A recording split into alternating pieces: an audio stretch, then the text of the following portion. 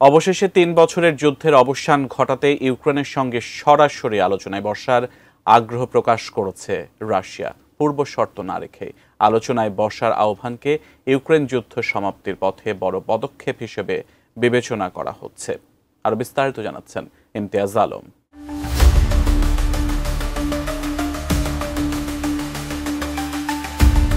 প্রথমবারের মতো কোনো পূর্ব শর্ত না রেখেই ইউক্রেন সরকারের সঙ্গে সরাসরি শান্তি সংলাপ শুরুর প্রস্তাব দিয়েছেন রুশ প্রেসিডেন্ট ভ্লাদিমির পুতিন। ক্রেমলিন থেকে প্রকাশিত এক বিবৃতিতে রুশ প্রেসিডেন্ট ভ্লাদিমির পুতিন এই প্রস্তাব দেন। কিয়েভকেও এই সম্পর্কে অবহিত করা হয়েছে।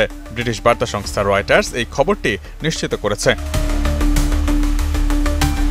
প্রস্তাব অনুযায়ী আগামী 15ই মে তুরস্কে এই বৈঠক অনুষ্ঠিত হওয়ার কথা রয়েছে। পুতিন বলেছেন, ইস্তাম্বুলে আলোচনার প্রধান উদ্দেশ্য হবে যুদ্ধের পেছনে আসল কারণ খুঁজে বের করে তার মূলোৎপাটন করা এবং ক্ষণস্থায়ী বিরতির বদলে দীর্ঘস্থায়ী ও টেকসই শান্তি প্রতিষ্ঠা করা। পুতিন আরও বলেছেন, কোনো পূর্বশর্ত ছাড়াই প্রত্যক্ষ আলোচনায় বসার জন্য আমরা কিয়েভকে প্রস্তাব জানাচ্ছি। বল এখন আপনাদের কোর্টে। এখন দেখার বিষয় হচ্ছে ইউক্রেনীয় কর্তৃপক্ষ ও তাদের পৃষ্ঠপোষকরা নিজেদের স্বার্থে কাজ করে নাকি দেশের স্বার্থে কাজ করে। RICL TMX, যুগের পর যুগ স্থাপনা থাকে মজবুত।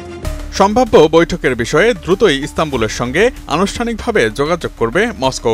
সব ঠিকঠাক থাকলে এই আলোচনা যুদ্ধবিরতির দিকেও গড়াতে পারে বলে ইঙ্গিত দিয়েছেন ভ্লাদিমির পুতিন। রাশিয়ার প্রস্তাবের বিষয়ে ইউক্রেনীয় প্রেসিডেন্ট ভলোদিমির জেলেনস্কি এবং দেশটির পররাষ্ট্র মন্ত্রণালয় তাৎক্ষণিকভাবে কোনো মন্তব্য করেনি। এদিকে পুতিনের এমন প্রস্তাবে উচ্ছ্বাস প্রকাশ করেছেন মার্কিন প্রেসিডেন্ট ডোনাল্ড ট্রাম্প।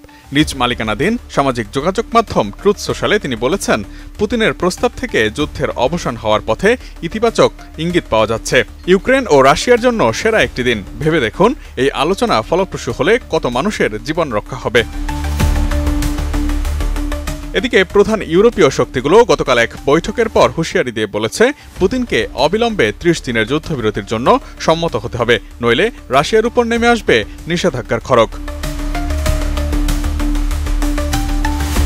অবশ্য ক্ষণস্থায়ী বিরতিতে রাশিয়া আর আগ্রহী নয়। তারা চায় দীর্ঘস্থায়ী শান্তি। গত কয়েক মাসে মস্কো ও কিয়েভের মধ্যে হামলা বিরতি বা কিছু স্থানে হামলা না চালানোর জন্য সমঝোতা হয়েছিল। সবশেষ 8 থেকে 11 মে পর্যন্ত 72 ঘণ্টার অস্ত্রবিরতিও কোনো কাজে আসেনি। এসব সমঝোতা না মেনে হামলা অব্যাহত রাখার জন্য দুই পক্ষই একে অপরকে পাল্টাপাল্টি দোষারোপ করে এসেছে। এখন দেখার অপেক্ষা, রাশিয়ার স্বতঃস্ফূর্ত শান্তি আলোচনার পদক্ষেপ যুদ্ধবন্ধে কতটা ভূমিকা রাখে।